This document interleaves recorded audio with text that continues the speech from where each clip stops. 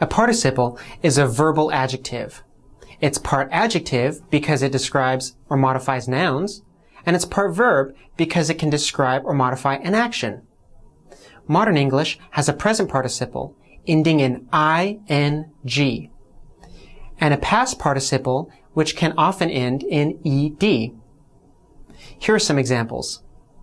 The wailing speaker spoke to the people. In this sentence, wailing tells us something about the speaker. Next example. Opening his Bible, the preacher began to read. Opening tells us something about the circumstance under which the preacher began to read. And third, intimidated by homework, the student dropped the course. Intimidated tells us something about the circumstance under which the student dropped the course. In Koine Greek, the participle has the features of an adjective and of a verb. Like an adjective, it has case, number, and gender, and like a verb, it has tense and voice. Altogether, it has tense, voice, case, number, and gender. The flexibility of the participle will test your grasp of grammar up to this point and test your Bible study skills.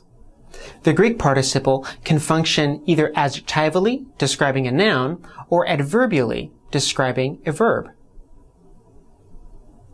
An adjectival participle tells us something about the noun it modifies.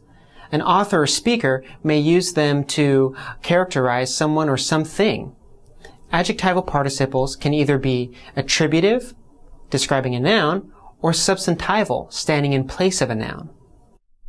In John chapter 4, verse 10, the visual filter that I've applied indicates that there are two Greek participles underlying these two English verbs here. Now you can tell even in English that one of these is an attributive participle because it's describing another word. Here, saying is not describing anything else, but here, living is describing the word water.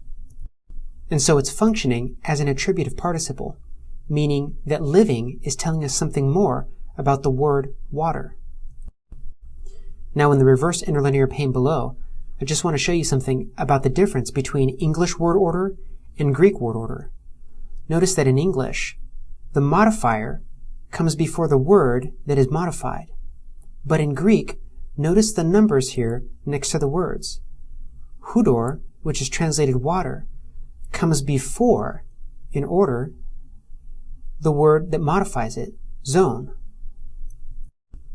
which is translated living. Greek is far more flexible with word order than English because it relies on agreement in case, number, and gender. So you see singular, accusative, neuter for this participle matches the accusative, singular, neuter of this noun here. So what's the value in knowing about attributive participles? Well, there's two things. First, the attributive participle functions just like an adjective. It tells us something more about the noun that it modifies. And so you want to look at them as you would look at an adjective. You want to ask, is this description here significant in this context? And here you can see in John chapter 4, verses 1 through 42, where Jesus speaks to this woman at the well, that this description of the water is what catches her attention. And it causes her to respond in this way. Sir, you have nothing to draw water with, and the well is deep. Where do you get that living water? Now you should keep in mind that in John's Gospel, words and phrases often have a double meaning. And you can see that this woman understood Jesus' words in a sort of literal fashion. The expression hudor zone, which is translated living water, this phrase can mean fresh, running water, like that from a spring.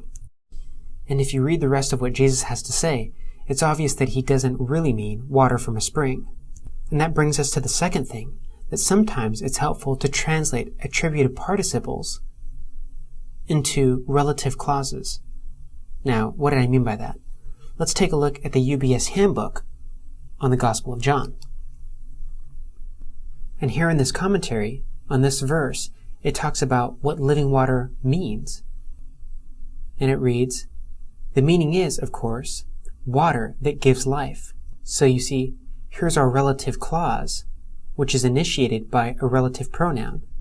Other relative pronouns are who and which. This translation here shows you the flexibility of the Greek participle. Do you see how the participle was expanded into a clause here? And so this commentary points out that the literal translation, living water, can be misleading in some languages. It could be taken to mean water that's alive with different forms of life, or some kind of magic water. And so they suggest that living water could be translated water which causes life, or water which causes people to live. But now let's just take a quick look at a text comparison. And you'll notice that in each of the major translations, they all have living water here. So why not translate it water which causes people to live, or water which gives people life, if that's what it indeed means? Well, let's go back up to the ESV reverse interlinear. And keep in mind, the translator's handbook was talking about meaning. If we were to translate the attributive participle as water that gives life, then there wouldn't be any room for the double meaning, as indicated by the woman's response here. Adverbial participles tell us something about the verb they modify. They help us identify the main action or idea in the sentence. The main action are expressed with finite or main verbs. Participles only rarely act as main verbs. So what do? When an adverbial participle appears before a finite verb, it has the effect of backgrounding its own verbal action with reference to the action of the finite verb. That was a mouthful, so let me show you. But first, I need to show you the visual filter that I've put together here to highlight two types of verbs: the non-finite, which is the participle in this case, and the finite verbs, which are the verbs in the indicative, subjunctive, and imperative moods. Those will be highlighted with a double underline.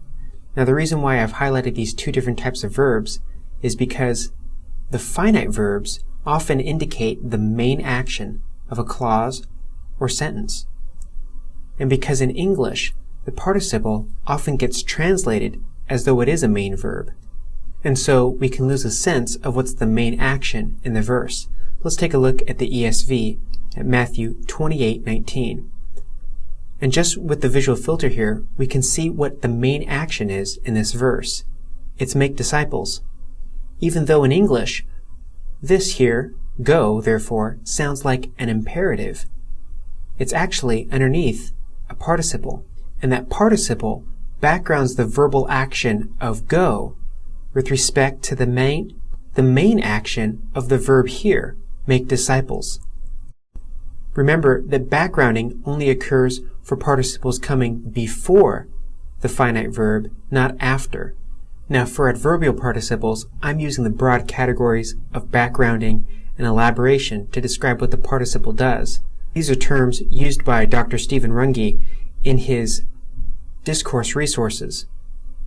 But you should also know that these types of participles get called different things. For example, we can look at our expansions and annotations resource and see that the participle is labeled a contemporaneous participle, a participle which expresses action happening within the same relative time frame as the main action. So, in this instance, going would be happening within the same relative time frame as the main action of make disciples. And so, going back to the ESV, we can see the payoff of the participle here.